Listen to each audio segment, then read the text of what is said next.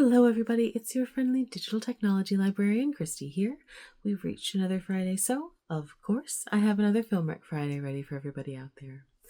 So if you followed this channel for really any length of time, you may already be aware that I am an absolute total horror film fan, and it doesn't really matter what kind of horror we're talking about. Maybe we're talking about folktales told around a fire, classic gothic novels, or a scary story told on screen. So, of course, since we are sort of dedicating September to science fiction, I thought, we're going into spooky season in October.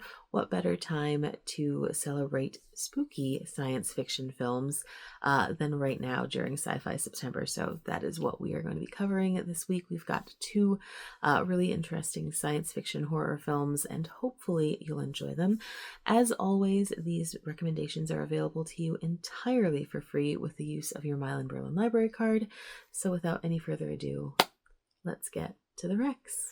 All right, so first up, I have a selection available on Canopy, and that is 1997's Mimic. So in Mimic, we are following an entomologist named Susan. She had, prior to the events of the film, been hailed as a hero of New York City for genetically engineering these insects that were able to kill off a sort of disease-ridden variant of cockroaches. These cockroaches had been spreading a particular disease that was, that children were particularly susceptible to, and it was, causing major health issues and deaths within the city. So these genetically engineered bugs sort of swept through the city and killed off a huge population of deadly cockroaches, right? And as someone who used to live in New York, cockroaches are certainly a thing. They're certainly something that, you could 100% see being massively dangerous if they were to carry a particular disease. So, the science part is kind of easily accessible, I would say. Now, the problem is these superbugs were engineered to, wipe out this species of cockroaches and then die off quickly afterward. That was what was designed to happen. But unfortunately, things did not turn out exactly how they had planned. Yes, that strain of dangerous cockroach was wiped out, but anytime you mess with genetics, things happen, snowball, and then the events of this movie occur. Now, this is a Guillermo del Toro film, one of his earlier ones. I adore Guillermo del Toro. I would say, especially in his earlier films, he's very much very focused on production value. He really focuses on the way things look, the way things make you feel visually, and Mimic is a lot of that. Man, the production is so solid. There are huge swaths of screen time where you're dealing with all of the subterranean tunnels that go on underneath the city of New York, and everything feels very real. It's all gritty, and you see the walls along the tunnels, and it's just covered with slime and other elements that you don't want to think about. But it all feels, again, very real and atmospheric as all get out. He does a masterful job with playing with shadows and darkness. And that's almost a whole other character in and of itself that really serve the film well. It is claustrophobia inducing in some moments there, where you feel very closed in by all of the dark. It could be a huge empty space, and it doesn't feel that way just because of his skill with dealing with, like I said, all of the shadows. The story is definitely a bit campy in elements. It's not a hard science film by any means. So don't go in expecting very jargony kind of um, genetic engineering, science, entomological elements. That's not what we're getting with this. We are getting like a lot of classic sort of horror jump scares, atmosphere, tension building, things like that. And I do really really like it, and I love the things that Del Toro does focus on. So this is a particularly fun and effective film for me because I happen to detest bugs and insects. I think I actually was just having a like screaming fit the other day when a spider landed on me. I'm sure my neighbors love me. And I think for people like me who also really detest bugs, this works so well. That sort of creepy crawly skin chills that you get when you think about things just roaming around in the subterranean tunnels. I think that helps you really get behind this storyline, as ridiculous as it might seem as the film rolls along.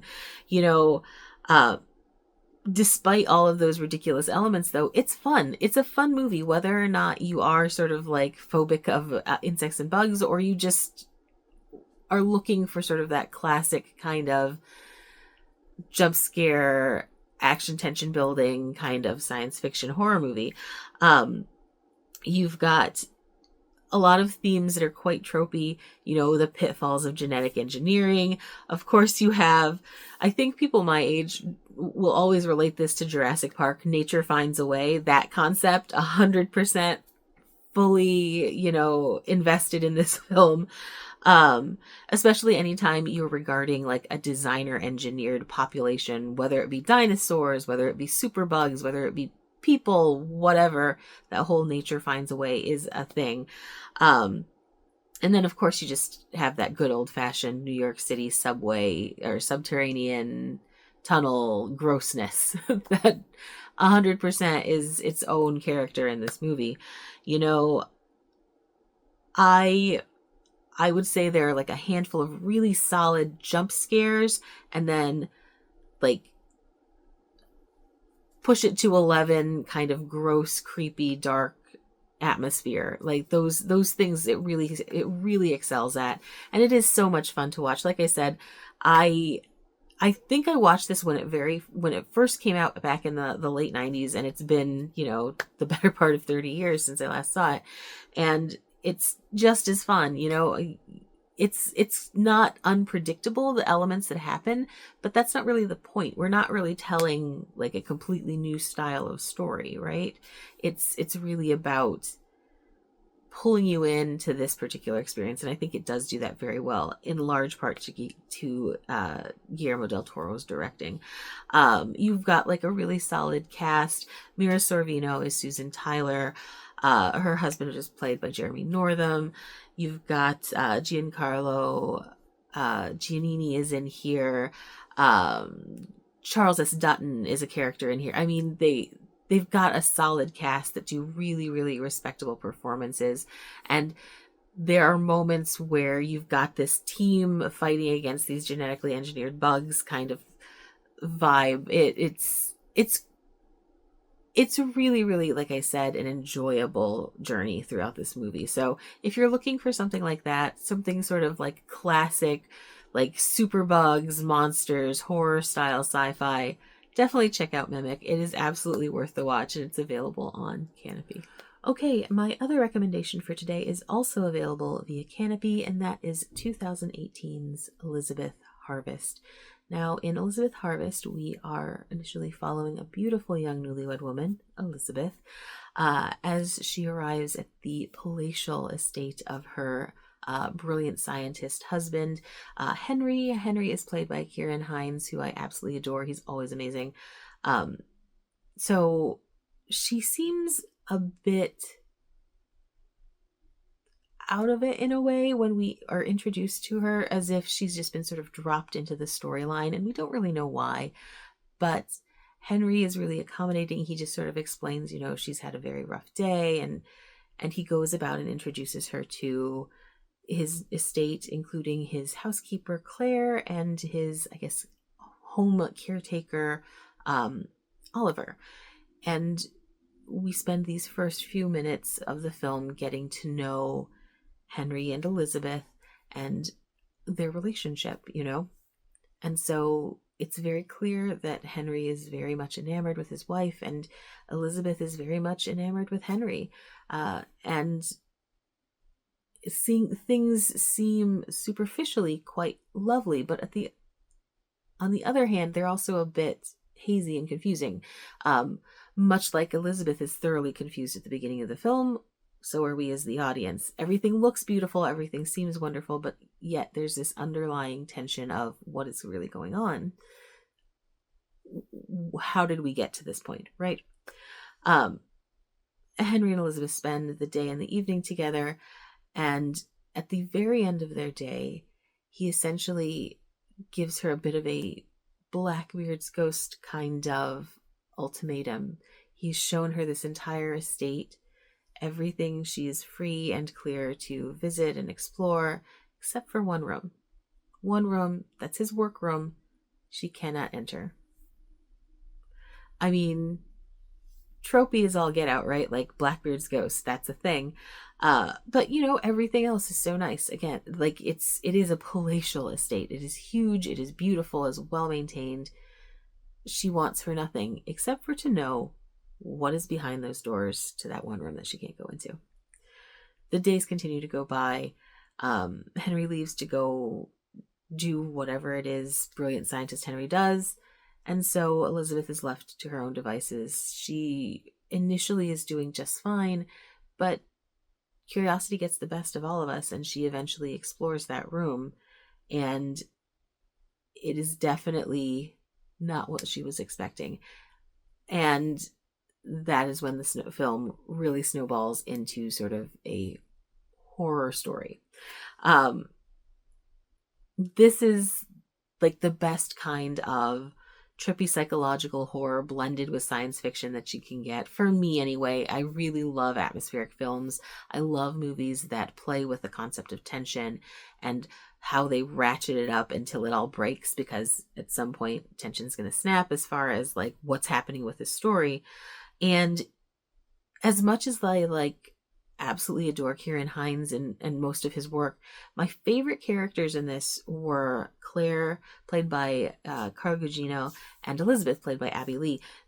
The two of them have an interaction, I'd say in the first third of the film, that is so uncomfortable and tense and stilted that you can feel it. Like I could feel my shoulders going up the entire time. The two of them just trying to ask questions and answer questions in a very particular manner. Like Claire is very clearly given a set of instructions as to what she can say and what she cannot say, and how can she answer Abby without breaking any of these rules, and then why are there rules, and what will happen if she breaks these rules. And why is she there in the first place? There are a lot of questionable things about Claire that we find early on in the film. So, how did she get into this position? Who in the world is Oliver? Why is he here? And what's he doing? Does he know what's behind the door? The more we find out, the more questions we have. And it's just one of those movies that does that sort of confusion built in to everything else so well. This is another film that sort of that makes you ask a lot of questions, and I love movies like this. Solid acting. Again, Ciarán Hinds, you can never go wrong. Dylan Baker has a small role in this. You have Carla Gugino, who is always wonderful as well, and of course Abby Lee, playing our main character of Elizabeth Harvest, does a really serviceable job. I don't know that I've seen her in anything else. The name is kind of vaguely familiar, but I don't know if I just read it in like Variety or something. Anyway, excellent cast, really engaging kind of tension building horror, science fiction, and definitely a film that will leave you asking loads and loads of questions. So if any of those things appeal to you, please make sure you check out Elizabeth Harvest. It is available on Canopy. So those were my 2 recommendations for today while we explore science fiction and horror crossovers. If you have any recommendations for sci-fi horror movies, please pop those in the comments below. If you have any questions about these 2 films or about Canopy and Hoopla and digital viewing in general, make sure you definitely ask about that. If you happen to have any recommendations for themes that we should explore in the future, definitely share those. Always looking for help with that.